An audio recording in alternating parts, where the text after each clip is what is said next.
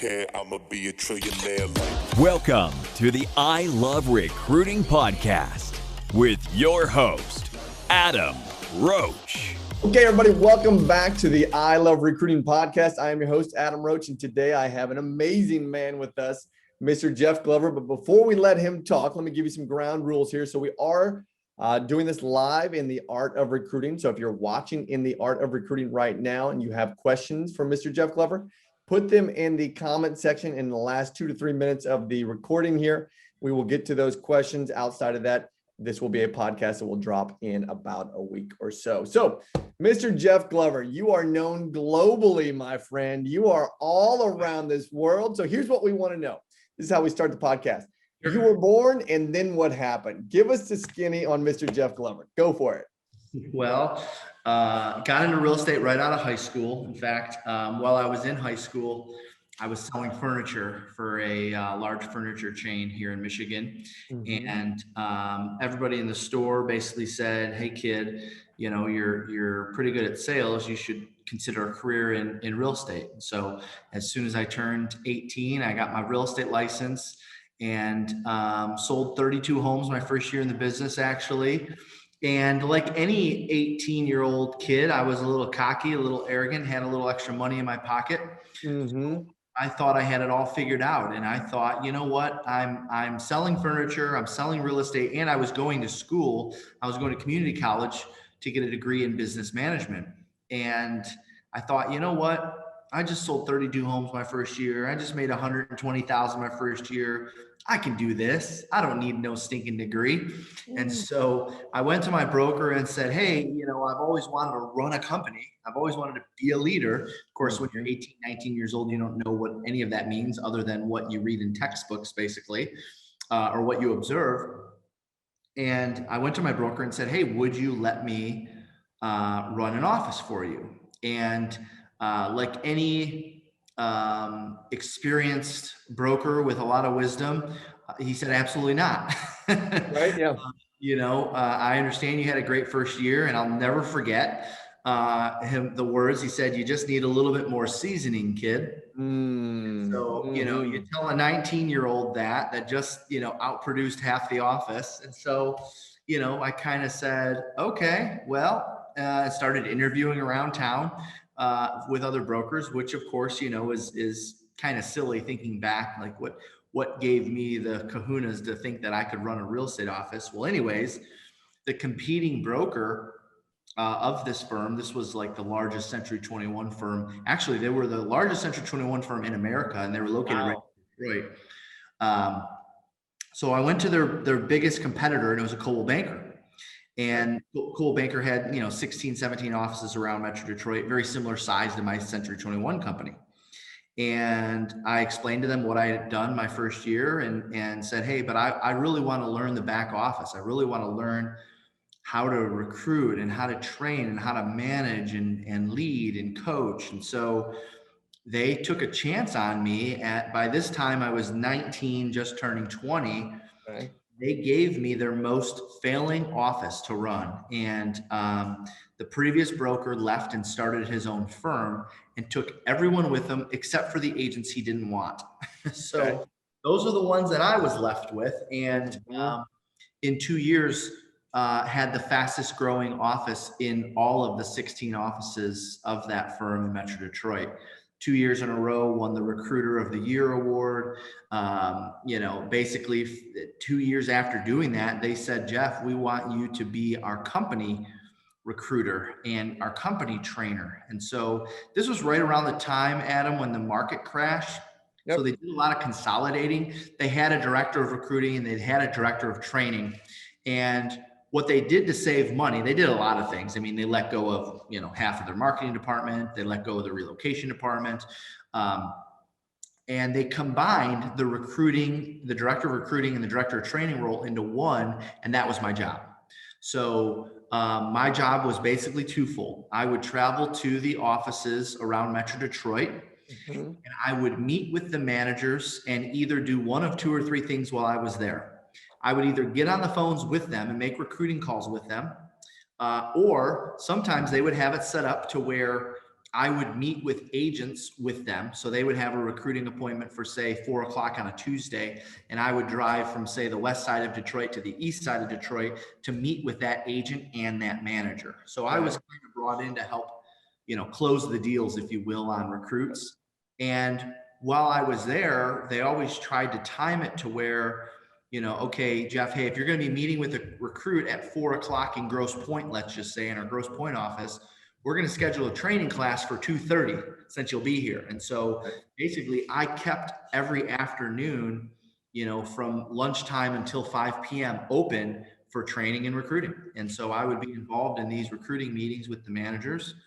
And I would also do a training class while I was there. And in the morning, just like an agent in production, I was doing lead generation for recruits. And so my job was to set appointments for these managers and get people in their seats. So after doing that for a couple of years, I decided, all right, I know how to sell, I know how to recruit, I know how to train. I think it's time, to spread my wings and go out on my own. And actually, I'm a very loyal person. I didn't want to leave my company. Paul and Kathy Schweitzer, I still consider them mentors today. But the Coldwell Banker business model did not have a mega agent office model. And Adam, it was really important to me after observing what I observed in this, I guess by now it's about 5-year career. It was really important to me to have our own environment. I was not starting a team or doing anything like that unless I could control the environment. And so from there, I met with the Schweitzers and said, hey, here's what I want to do. They took it up to corporate, and corporate said, you can't have an office within your territory that an agent operates out of. It's just not in our business model. So let me pause you there for a second. So there's your second no, right? So we got the no from the first broker. Now we're potentially getting a no from another corporate broker now, right? That's right. Corporate owner. Okay. So at that point, that was more forced though, because I didn't want to leave them. The first broker, it's like, I'll show you, Right. So, but that was more forced. I didn't want to leave the Schweitzers because I owe them a lot of credit for my success, and I'm always, propping them up as much as I can. But I had met with the local Keller Williams office in town, and I explained to them what I was looking to accomplish. And I was, the team leader was looking at me with sort of a perplexed face when I was explaining what I wanted. Imagine. And I later found out it's because there was already a manual for it. Like, not only is it allowed, we have a manual for how to do it. So joined, KW 2009 and started what's known, as Jeff Glover and Associates. And we now have, a couple. I'm in Birmingham, Michigan today, which is, kind of a northern suburb of Detroit.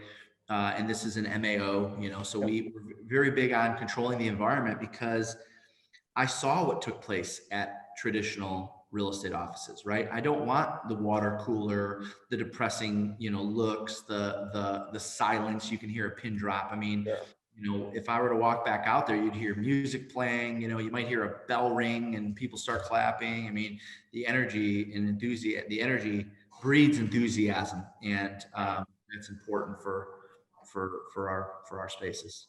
Gotcha. So there's your history. We've got 2 no's, and it puts you on the path to the yes, is where you are right now. Right now, as far as this recruiting goes, because this is a recruiting podcast, this is a recruiting company. We created the I Love Recruiting Company 2019 to help as many people as possible recruit to the highest level. That's our vision statement. The vision statement is to empower recruiters. We put an asterisk next to the word recruiters to change 100 million lives. And we say that everyone is a recruiter because, I had to recruit my kids to make their bed this morning. Yep, that's right. Right. So walk us down this path of recruiting. So you went down a path of recruiting and then training, and then you developed your own. Because how many locations are you in? You in 5 different locations? So our team is in 5, but I also own a couple market centers. So technically there's about 600 agents under the entire umbrella. Wow. We just call that the Live Unreal Companies umbrella. And so, yeah, there's been a lot of recruiting through the years for the team, for the market centers, back obviously in my previous careers with Coldwell Banker. So yeah, that's recruiting's been an important part of this process. That's for sure. So now walk us down this path, because we're talking, what's our time frame here from 18 until now? How many years is the gap there? What are we looking at? 36. Okay, perfect. Keller Williams. So yeah, I was selling for a year, and then I was managing for 2, and then I was training and recruiting for another 2. So I was 5 years into the business before I joined Keller Williams in 2009, January 2009. And so we've got about a 20-year window there, right?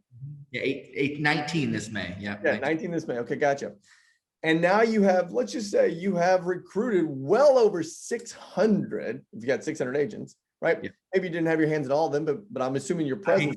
I hate to say it, but it's probably more like 6,000 because you know how the industry works. So catch us up to speed. What are Jeff Glover's 1, 2s, and 3s of recruiting? What is your approach?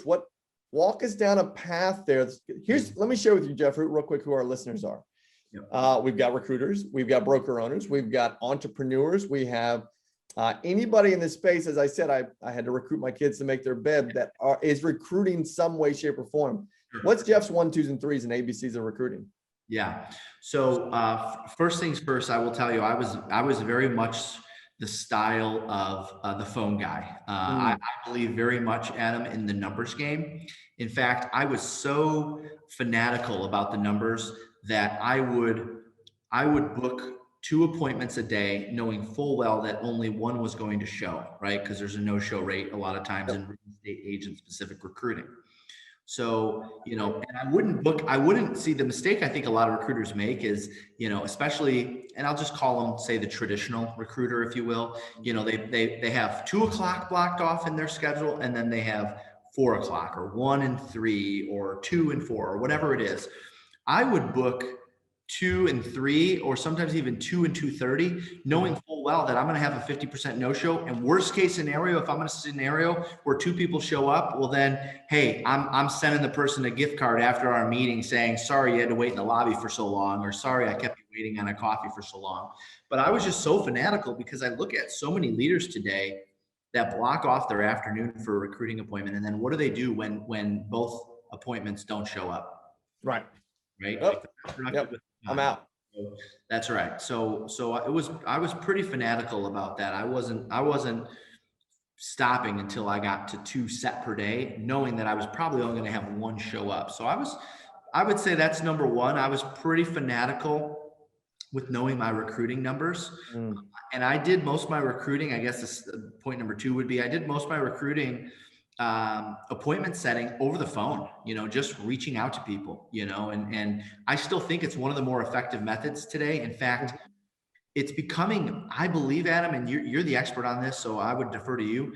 I believe it's becoming more effective because people are getting served so many ads on social media or instant messages, or texts or emails. The good old fashioned getting a phone call from someone is going to get a better response today, in my opinion, than something like a Facebook message or a text message. Sure. And there's a lot of data coming out, like if you look at, I remember reading about a year ago, the chief marketing officer at Nordstrom said that they were dialing back their social media spend and putting more into direct mail because what they found, since so many people are bombarded with ads on social media, more people are actually paying attention to what shows up at their house in their mailbox. So wow. I think a little bit of that is happening when it comes to recruiting and some of the traditional methods, a letter congratulating people on their closing, the things that we did. And I hate to say it, that we did in the 90s, but really in the 2000s, right. 2000 before social media, I believe are going to become more effective the more advanced we get, because it's going to cause 1 or 2 people in every market who actually do it to stand out. Yeah, I agree. So I was really big on just pulling up a roster and going through and, going right through the company rosters. This is obviously we use Broker Metrics today, but this is before even Broker Metrics existed. And I would say the third key, or the third thing that's super important with recruiting, or that was important to me, was adding value whether you get the recruit or not. Adding value whether you get the recruit or not. In fact, the whole idea for Glover U, which is our training and coaching organization, was started from having some deep discussions with Gary Keller about how to build a large empire. And one of the things he recommended was become known in your market as a trainer. And so I already knew I enjoyed training, Adam. I already knew it was my thing. You know, when I look at everything I do in the industry, training and coaching is like what I actually enjoy. It doesn't feel like work to me. So for my method was, all right, I'm just going to build a reputation in our market that if you want training, you go to Jeff. And from there it spread, you know, through Michigan and then into Ohio and then into Indiana and then, you know, now across North America. And what's interesting though is, you know, you see a lot of organizations today telling people, oh, just become coaches and trainers and build a Facebook group. And that's how you're going to recruit people. I do the opposite, Adam. I don't attempt to recruit anyone from any of our events. In fact, you could go back and watch the videos from our last 3-4 events because we put them out there usually. I don't even say what company I'm with.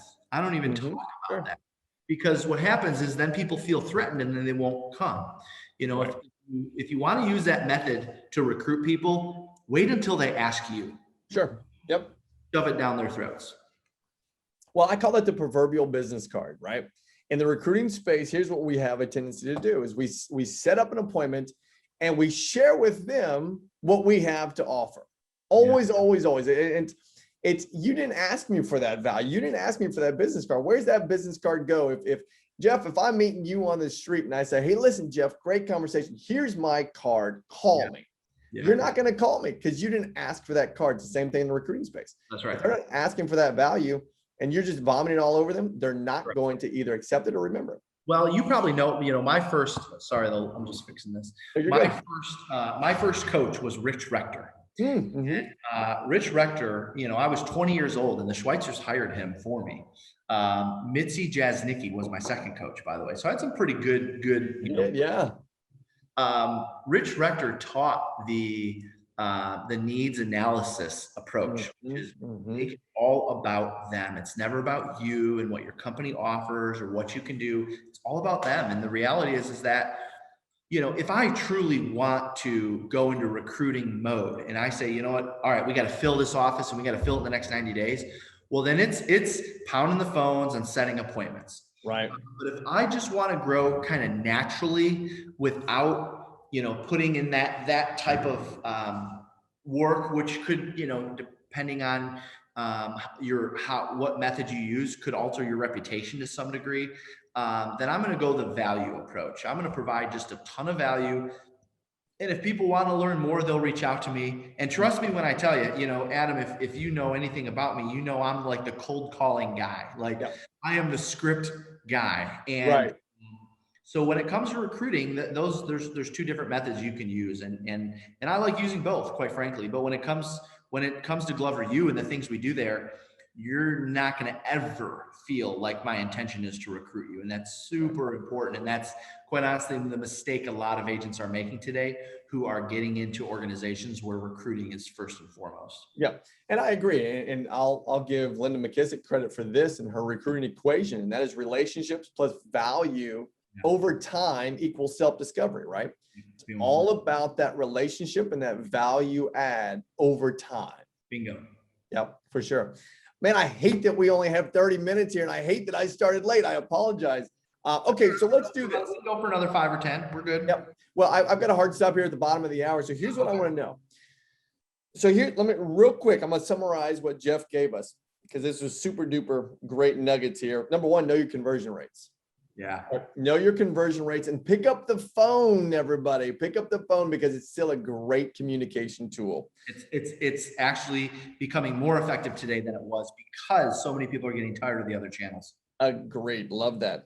I also heard in there that after you know your conversion rates, understand the value proposition that you're either going to be sharing, but also understand what it is they're actually looking for. Be a value giver always is what I heard Jeff Glover say. Oh, yeah. Always. Value without them feeling like there's any expectation in return. Yeah, it's so key, isn't it? It's so key. It's so key. And then the 2 recruiting methods, those were fantastic. Yep. It's super duper simple. Now, tell us a little bit more about Glover U. How can our listeners go find you? What specific can they do to say, okay, fine, I want to be a part of his organization. If someone wants to join your organization, what do they do? Give us all the background. Yeah. So Glover U is real estate sales and business training and coaching. So if somebody, Adam, we really have two types of clients. We have lead agents who want to become good managers, leaders, trainers, recruiters, and business people. And we also have a lot of salespeople and a lot of team members. So a lot of lead agents will put their buyer's agents and their listing agents through our programs because they know we are passionate about teaching people how to sell. Mm-hmm. And so now that goes for anybody. A solo agent, an agent on a team, doesn't matter. Everyone needs to learn how to sell and convert and so forth. And so I would say the number one place that people can go if they want more information or they want a ton of free resources, because we give a ton of stuff out. The Glover U Inner Circle Facebook page, or Facebook group, I'm sorry. That's Glover space, the letter U, Inner Circle Facebook group. Everything's in there. I mean, we put videos, content, audio, scripts, messaging. There's all sorts of things we're doing right now. I do a daily message, Adam. If people text the word morning to 55444, morning, 55444, it's totally free, once a day, Monday through Friday. Like today, I talked about how do you handle when your client brings up their home's estimate? How do you respond to that? Every day I'm doing something related to real estate sales training and business. And most of our clientele are either, it's one side of the spectrum. They're either solo agents, buyer's agents, or listing agents wanting to become better salespeople, or it's lead agents who want to learn how to lead and train and manage and recruit and so forth. Love it. Well, I tell you what, so I've been a part of KW since 2010, had been, and you're always up on stage, my friend. You're someone that we all looked up to, and what you've created and what you've developed here. As I started this podcast out, you're a global man, and you're going to continue to grow. And I'm super, super, super honored to have you as a guest on our I Love Recruiting podcast. So thank you for your time today, Jeff. Thank you for having me on anytime. Yeah, absolutely. So everybody, go check out Jeff Glover at 5544. Go text that number and the word morning. Yeah. And go see what Jeff has to say every single morning. And go join his Facebook group. That's Glover U Inner Circle, right? That's right. Yep. Perfect. Okay. And go check out all of his free resources. And gang, pick up the phone and go recruit somebody today, right? Pick up the phone and go build a relationship. Bingo. Yep, absolutely. Jeff, thank you for your time. Super, super grateful for you. And if there's ever anything I can do or the I Love Recruiting company can do for you, please just shoot me a text and we're right there. We'll fly up to Michigan, my friend. Sounds great. I appreciate that, Adam. Thanks, Jeff. Take care, everybody. See you next time. Bye-bye.